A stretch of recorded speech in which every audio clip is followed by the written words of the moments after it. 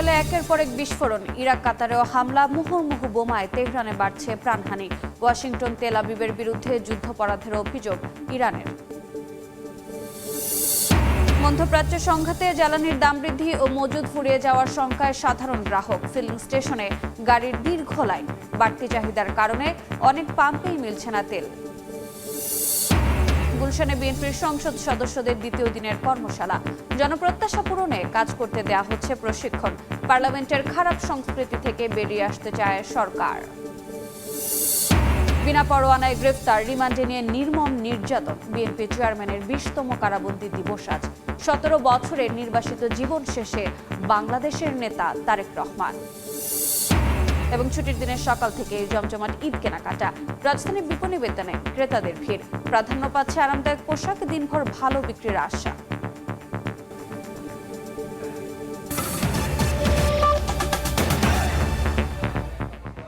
সময় সংবাদের সঙ্গে আছি আমি রোজা চৌধুরী। ইসরায়েলে নতুন করে ক্ষেপণাস্ত্র হামলা চালিয়েছে ইরান। আক্রমণ অব্যাহত রয়েছে উপসাগরীয় দেশগুলোতেও।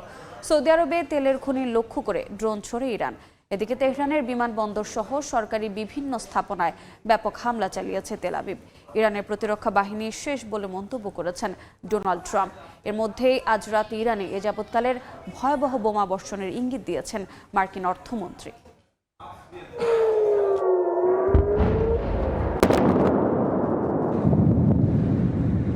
শনিবার ভোরে রাজধানী তেল আবিব সহ ইসরায়েলের মধ্যাঞ্চলে নতুন করে দফায় দফায় ক্ষেপণাস্ত্র ছোড়ে ইরান। বেজে ওঠে সতর্কতামূলক সাইরেন। ক্ষেপণাস্ত্র হামলা প্রতিহতে ইসরায়েলি আকাশ প্রতিরক্ষা ব্যবস্থা কাজ করছে বলে জানিয়েছে আইডিএফ। হামলা অব্যাহত রয়েছে কাতার, বাহরাইন, সৌদি আরব সহ উপসাগরীয় দেশগুলোতেও। তেল ক্ষেত্র ও বিমান ঘাঁটিতে ড্রোন ও ক্ষেপণাস্ত্র হামলা ঠেকানোর দাবি করেছে সৌদি আরব। ইরাকের বাগদাদে সামরিক বিমানবন্দরেও ড্রোন হামলা হয়েছে। জর্ডানের আকাবা শহরের আকাশসীমায় ক্ষেপণাস্ত্র প্রতিহতের দাবি করা হয়েছে। ইরানের এসব হামলার পেছনে রাশিয়া গোয়েন্দা তথ্য দিয়ে সহায়তা করছে বলে ওয়াশিংটন পোস্টের প্রতিবেদনে উঠে এসেছে। এর জেরে মুখ খোলেন মার্কিন প্রতিরক্ষা মন্ত্রী পিট হেগসেথ। বলেন, যুক্তরাষ্ট্র সবকিছুই ট্র্যাক করছে, সেসব মাথায় রেখে যুদ্ধের পরিকল্পনা সাজানো হচ্ছে। এরপরই চলমান যুদ্ধে নিজেদের অবস্থান স্পষ্ট করে রাশিয়া। ইরানের প্রেসিডেন্টের সঙ্গে ফোনালাপের পর এক বিবৃতিতে দ্রুত সহিংসতা বন্ধে এবং কূটনৈতিক আলোচনায় বসতে যুক্তরাষ্ট্র ও ইসরায়েলকে আহ্বান জানায় মস্কো। এদিকে ইরানের আক্রমণের জবাবে দেশটিতে ব্যাপক হামলা চালিয়েছে ইসরায়েল যুক্তরাষ্ট্র। ইরানের বিমানবন্দর মেহরাবাদে নতুন করে হামলা চালানো হয়েছে। তেহরানের সরকারি অবকাঠামো লক্ষ্য করে চলছে বোমা বর্ষণ। স্থানীয় সময় শুক্রবার হোয়াইট হাউসে আয়োজিত এক অনুষ্ঠানে ইরানের যোগাযোগ ব্যবস্থা ধ্বংসের দাবি করেন মার্কিন প্রেসিডেন্ট ডোনাল্ড ট্রাম্প। এমন উত্তপ্ত পরিস্থিতির মধ্যেই ইরানে এ যাবৎকালের সর্ববৃহৎ বোমা হামলার ইঙ্গিত দিয়েছেন মার্কিন অর্থমন্ত্রী। ইসরায়েলে জরুরি অস্ত্র বিক্রির অনুমোদনও দিয়েছে ওয়াশিংটন। তেল আবিব ওয়াশিংটনের যৌথ হামলায় তেহরানে বেড়েই চলেছে প্রাণহানি। শুক্রবার জাতিসংঘ নিরাপত্তা পরিষদে ইরানের রাষ্ট্রদূত অভিযোগ করেন, দেশ দুটি জনবহুল বেসামরিক এলাকায় এবং অবকাঠামোতে হামলা চালাচ্ছে। এদিকে লেবাননেও অব্যাহত রয়েছে ইসরায়েলি হামলা। রাইসা জান্নাত, সময় সংবাদ।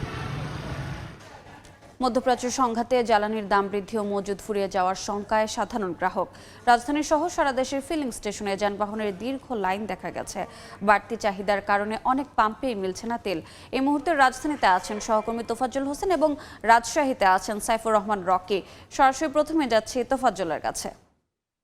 কয়েক কিলোমিটার দীর্ঘ লাইন পেট্রোল পাম্পগুলোতে তেল সংগ্রহ করার জন্য মোটরসাইকেল এবং ব্যক্তিগত গাড়ির তীব্র লাইন দেখা গেছে এবং এই কারণে চাপ পড়ছে পেট্রোল পাম্পগুলোতে। কিন্তু এখানে সরকার বিধিনিষেধ যে রয়েছে সেই বিধিনিষেধ অনুযায়ী নির্দিষ্ট পরিমাণ তেলই যানবাহনগুলোকে দেওয়া হচ্ছে। বিভিন্ন বিভাগ ওয়ারি সরকার থেকে তেলের পরিমাণ নির্ধারণ করে দেওয়া হচ্ছে, সেই পরিমাণ মতো পেট্রোল পাম্পগুলো তেল দিচ্ছে। কিন্তু অনেক ক্ষেত্রে দেখা যায় চালকরা সেটি মানতে রাজি হচ্ছেন না। অনেক সময় দেখা যায় বাকবিতণ্ডাও তৈরি হচ্ছে পেট্রোল পাম্পের কর্মীদের সঙ্গে। সরকারি নির্দেশনা অনুযায়ী আমরা যদি বলি তাহলে একটি মোটরসাইকেল দিনে সর্বোচ্চ 2 লিটার পেট্রোল এবং অকটেন সংগ্রহ করতে পারবেন। ব্যক্তিগত গাড়ির ক্ষেত্রে এই সীমা নির্ধারণ করা হয়েছে 10 লিটার। এছাড়া এসআইভি বা জিপ বা মাইক্রোবাসের জন্য প্রতিদিন 20 থেকে 25 লিটার বেশি তেল দেওয়া হবে না বলে সরকার থেকে ঘোষণা করা হয়েছে এবং সরকার থেকে বলা হয়েছে তেলের কোনো সংকট নেই। সংকট না থাকার পরেও মানুষ প্যানিকড হয়ে যে তেল সংগ্রহের যে প্রবণতা তৈরি হয়েছে তার জন্যই এই তীব্র যানজট তৈরি হয়েছে পেট্রোল পাম্প এলাকার আশপাশের যে সড়কগুলো আছে সেই সড়কগুলোতে। একই সঙ্গে আমরা দেখতে পাচ্ছি যে এখানে কয়েক কিলোমিটার পর্যন্ত আমি এখন রয়েছে আসাদ গেট এলাকাতে, সেখানে কয়েক কিলোমিটার পর্যন্ত গাড়ির দীর্ঘ লাইন দেখা গেছে। যেমন মোটরসাইকেল আছে তেমনি ব্যক্তিগত গাড়িও রয়েছে। সেই ক্ষেত্রে দেখা যাচ্ছে যে এই যানজট, এই তীব্র লাইনের কারণে যে যানজট সৃষ্টি হচ্ছে সেই যানজটের সৃষ্টির কারণে অন্যান্য যে গাড়ি চলাচল সেই গাড়ি চলাচলও কিছুটা বিঘ্নিত হচ্ছে। সেটি নিয়ন্ত্রণ করতে অনেকটাই হিমশিম খাচ্ছে যে ট্রাফিক পুলিশ রয়েছে সেই ট্রাফিক পুলিশ। এবং আমরা দেখতে পাচ্ছি যে পেট্রোল পাম্পের যে কর্মীরা রয়েছে সেই কর্মীরা এই তেল সরবরাহের ক্ষেত্রে অনেকটাই সতর্ক হয়ে তেল সরবরাহ করছেন। এই ছিল আমার কাছে আসাদ গেট থেকে সর্বশেষ। আমরা এখন যাব রাজশাহীতে। রাজশাহীতে আছেন সহকর্মী এমআর রকি, সরাসরি চলে যাচ্ছি রাজশাহীতে। রাজশাহীর পেট্রোল পাম্পগুলোর অধিকাংশই বন্ধ, যেগুলো খোলা আছে সেখানেও বেশ হট্টগোল এবং অনেক আসলে গাড়ি সেখানে ভিড় করছেন তেল নেওয়ার জন্য।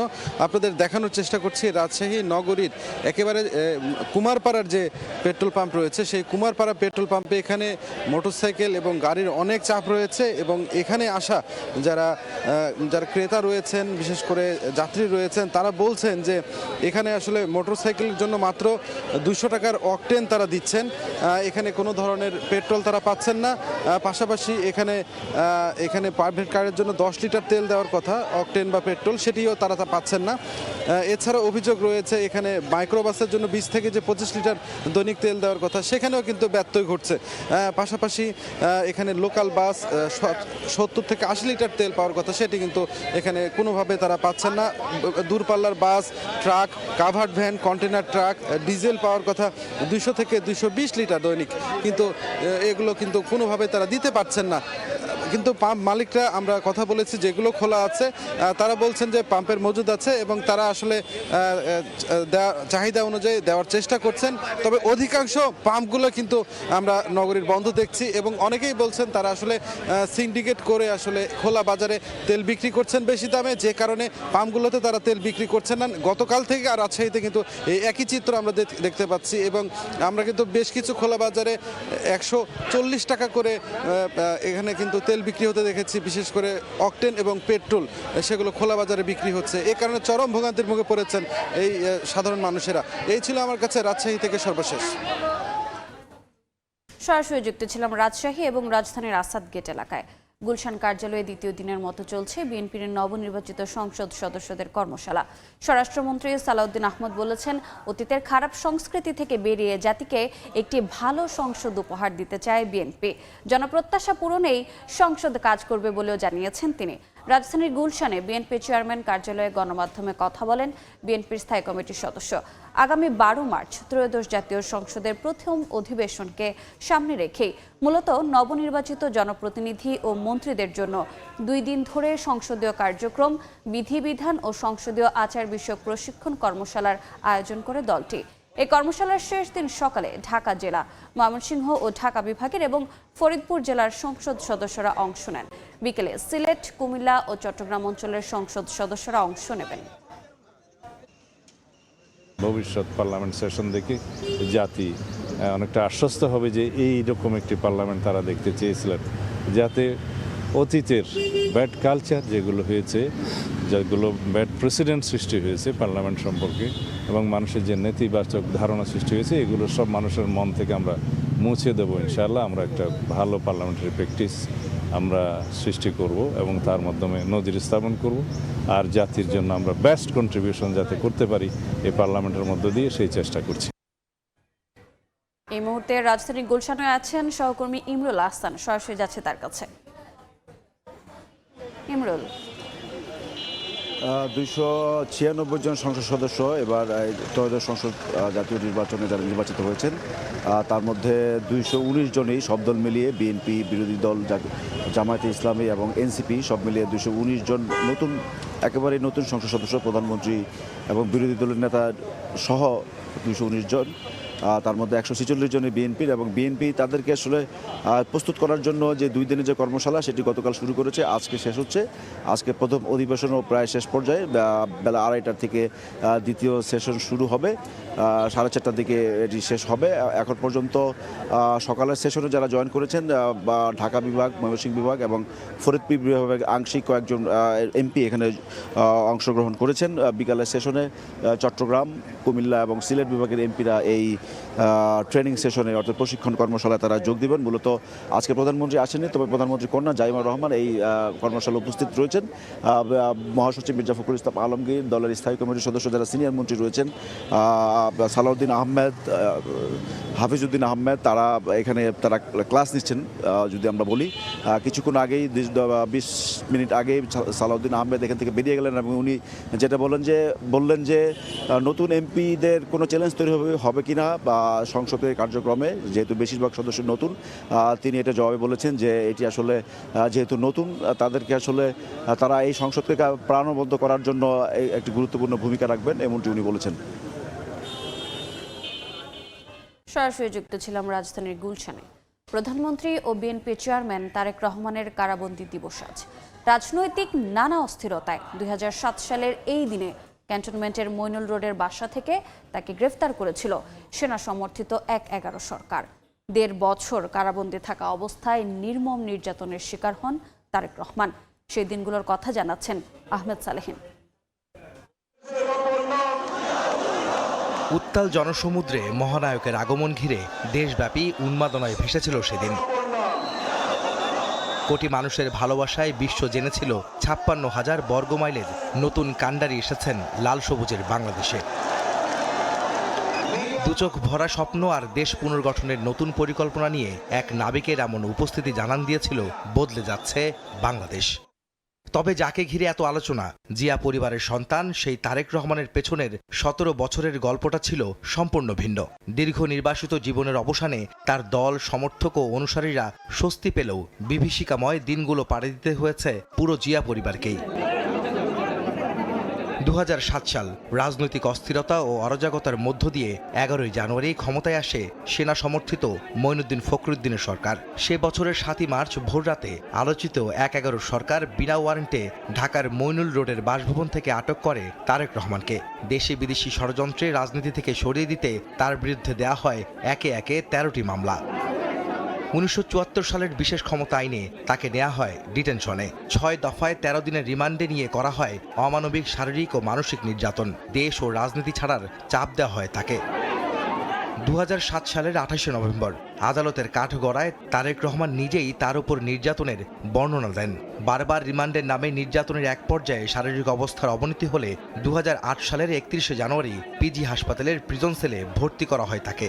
চিকিৎসকদের দেয়া মেডিকেল রিপোর্টে বলা হয়, নির্যাতনে তারেক রহমানের মেরুদণ্ডের 2টি হাড় ভেঙে গেছে, বেঁকে গেছে কয়েকটি হাড়, কমেছে মেরুদণ্ডের 33টি হাড়ের দূরত্ব।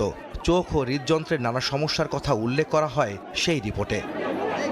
স্বাস্থ্যের অবনতি হতে থাকলে রাজপথে আন্দোলনের চাপে 1-11 সরকার মুক্তি দিতে বাধ্য হয় তারেক রহমানকে। 2008 সালের 3রা সেপ্টেম্বর জামিন পান তিনি। 11 সেপ্টেম্বর রাতে উন্নত চিকিৎসার জন্য অসুস্থ তারেক রহমানকে নেওয়া হয় যুক্তরাজ্যে। নির্বাসিত জীবনের শুরু থেকে শেষ অবধি যুক্তরাজ্যেই থাকতে হয় তাকে। 1-11 সেনা সমর্থিত সরকার চলে গেলেও পরবর্তী 15.5 বছর আওয়ামী লীগ শাসনামলে আর দেশে ফেরা হয়নি তারেক রহমানের। এমনকি 80-র অধিক মামলা দেওয়া হয় তার বিরুদ্ধে।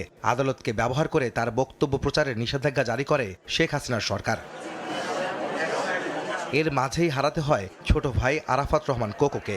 ষড়যন্ত্রমূলক মামলায় 2018 সালে বন্দী করা হয় মা বেগম খালেদা জিয়াকে। বন্দী অবস্থায় নানা রোগে আক্রান্ত হন বেগম জিয়া। তাকে বঞ্চিত করা হয় উন্নত চিকিৎসা থেকে। 2024 সালের জুলাই অভ্যুত্থানে শেখ হাসিনা দেশ ছেড়ে পালিয়ে গেলে নতুন করে দেশ গড়ার স্বপ্ন নিয়ে 2025-এর শেষে দেশে প্রত্যাবর্তন করেন জিয়া পরিবার ও বিএনপির কাণ্ডারি তারেক রহমান। সশস্ত্র চিত্রে শপথ করিতেছি যে শপথ করিতেছি যে দেশি বিদেশি ষড়যন্ত্রে যাকে রাজনীতি থেকে সরিয়ে দেওয়ার পরিকল্পনা হাতে নিয়েছিল তার প্রতিপক্ষরা, সেই তারেক রহমান জীবন যুদ্ধে সংগ্রাম করে নির্বাসিত জীবন থেকে উঠে আসেন ক্ষমতার শীর্ষবিন্দুতে। আহমেদ সালেহীন, সময় সংবাদ, ঢাকা।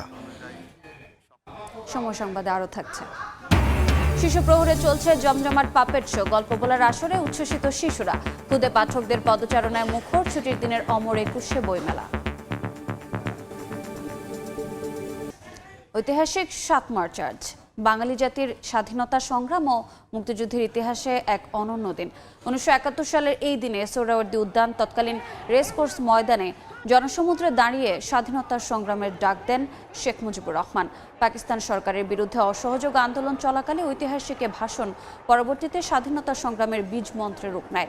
2017 সালের 30 অক্টোবর ঐতিহাসিক 7 মার্চের ভাষণকে বিশ্ব প্রামাণ্য ঐতিহ্য হিসেবে স্বীকৃতি দেয় ইউনেস্কো।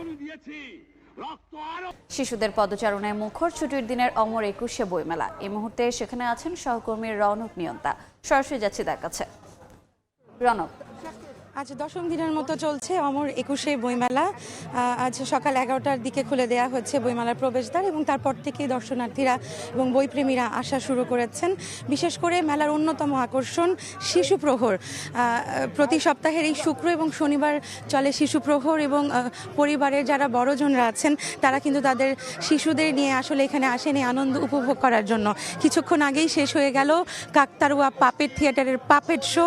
সেখানে যে চরিত্রগুলো ছিল সেইটিতে আসলে তারা আসলে মুখরিত করে রেখেছিল পুরো শিশু প্রাঙ্গণ। এবং পরিবারের সাথে যে ছোট্ট সোনামণিরা এসেছেন তাদের আসলে কলকাকলিত মুখরিত হয়েছিল এতক্ষণ পুরো বইমেলা প্রাঙ্গণের এই পাপেট থিয়েটার শো। তারা যে চরিত্রগুলো আছে তাদের সাথে কিন্তু তারা নেচেছে, গেয়েছে, বিভিন্ন ধরনের আনন্দ করেছে। এবং 12টা 20 মিনিটে কিন্তু শুরু হওয়ার কথা রয়েছে গল্পের আসর। সেখানে বিভিন্ন শিক্ষণীয় গল্প আসলে বাচ্চাদের শোনানো হবে বিভিন্ন ধরনের গান এবং বাদ্যযন্ত্রের মাধ্যমে। এবং আমরা দেখছি যে এখানে বায়োস্কোপ রয়েছে। শিশুরা কিন্তু এই বায়োস্কোপও কিন্তু আসলে উপভোগ করছেন। আমাদের যে ঐতিহ্য রয়েছে বায়োস্কোপ, সেই বায়োস্কোপ দেখে কিন্তু আসলে শিশুরা তাদের বিভিন্ন ধরনের জ্ঞান অর্জন করছেন। তো এই ছিল আমার কাছে বইমেলা থেকে এখনকার মতো সবশেষ। সরাসরি যুক্ত ছিলাম একুশে বইমেলা প্রাঙ্গণে। সময় সংবাদে আরও থাকছে। ইপিএলের ছন্দে না থাকলেও এফএ কাপে উঠছে লিভারপুল। উলফসকে হারিয়ে কোয়ার্টার ফাইনালে অলরেডি 3-1 জয় আনে স্লট বাহিনী। এবার বাণিজ্যের সংবাদ।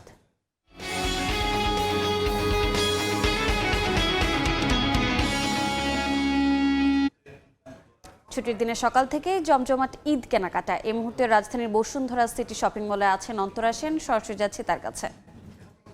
অন্তরা,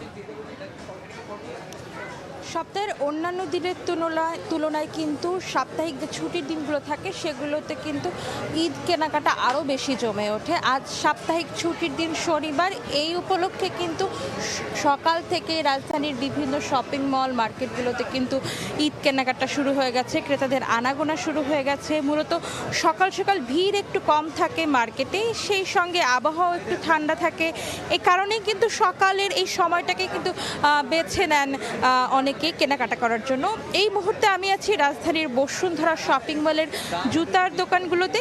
ঈদের নতুন পোশাক কেনার শেষে কিন্তু প্রয়োজন হয় একজোড়া নতুন জুতার। একজোড়া নতুন জুতা ছাড়া কিন্তু ঈদের আনন্দ বলা যায় একটু অপূর্ণই থেকে যায়। এই কারণে কিন্তু যাদের নতুন জামা কেনা শেষ হয়ে গেছে তারা কিন্তু ভিড় করছেন এই জুতার দোকানগুলোতে। মেয়েদের পছন্দের তালিকায় এবার কিন্তু শীর্ষেই রয়েছে বরাবরের মতোই হাই হিল, বিভিন্ন ডিজাইনের হাই হিল, বিভিন্ন ধরনের কাজ করা চুমকির কাজ, পুঁতির কাজ করা যে হাই হিলগুলো এবার কিন্তু সেগুলো বেশি প্রাধান্য পাচ্ছে। এছাড়া কিন্তু ছেলেদের জন্যও কিন্তু ছেলেরাও কিন্তু এবার পাঞ্জাবির সাথে ম্যাচিং করে লোফার কিনছেন, যে জুতাগুলো পাঞ্জাবির সাথে যায় সেগুলো কিনছেন। বাচ্চাদেরও নানান ধরনের কালেকশন এসেছে এবার। এই ছিল আমার কাছে ঈদ কেনাকাটার সর্বশেষ খবরাখবর। মধ্যপ্রাচ্য সংঘাতে ফ্লাইট বাতিলের কারণে দেশে আটকে পড়া প্রবাসীদের ভিসার মেয়াদ শেষ হলেও সহায়তা দেবে সরকার। সকালে সিলেটে এক অনুষ্ঠানে কথা বলেন প্রবাসী কল্যাণ মন্ত্রী আরিফুল হক চৌধুরী।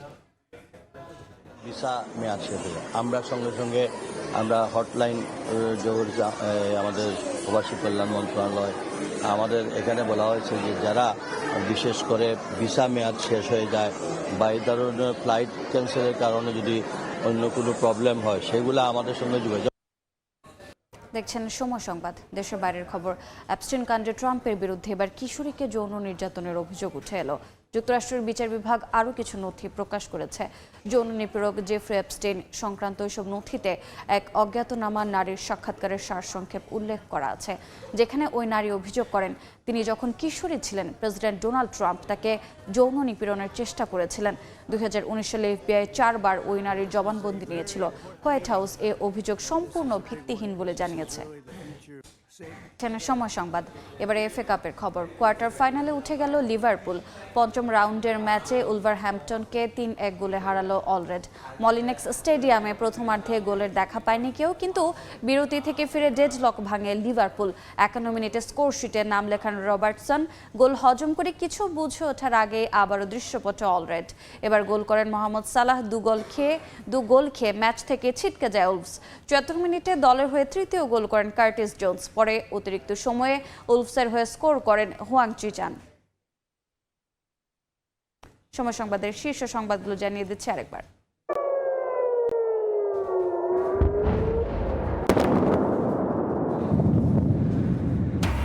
ইসরায়েলে একের পর এক বিস্ফোরণ। ইরাক কাতারেও হামলা, মুহুর্মুহু বোমায় তেহরানে বাড়ছে প্রাণহানি। ওয়াশিংটন তেল আবিবের বিরুদ্ধে যুদ্ধাপরাধের অভিযোগ ইরানের। মধ্যপ্রাচ্য সংঘাতে জ্বালানির দাম বৃদ্ধি ও মজুদ ফুরিয়ে যাওয়ার শঙ্কায় সাধারণ গ্রাহক। ফিলিং স্টেশনে গাড়ির দীর্ঘ লাইন। বাড়তি চাহিদার কারণে অনেক পাম্পেই মিলছে না তেল। এবং গুলশানে বিএনপির এমপিদের দ্বিতীয় দিনের কর্মশালা। জনপ্রত্যাশা পূরণে দেয়া হচ্ছে প্রশিক্ষণ। সংসদের অতীতের খারাপ সংস্কৃতি থেকে বেরিয়ে আসতে চায় সরকার।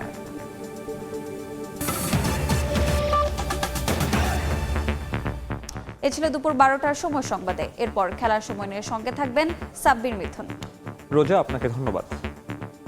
খেলার সময় নিয়ে আসছি কিছুক্ষণ পর, সঙ্গে থাকুন সময়ের।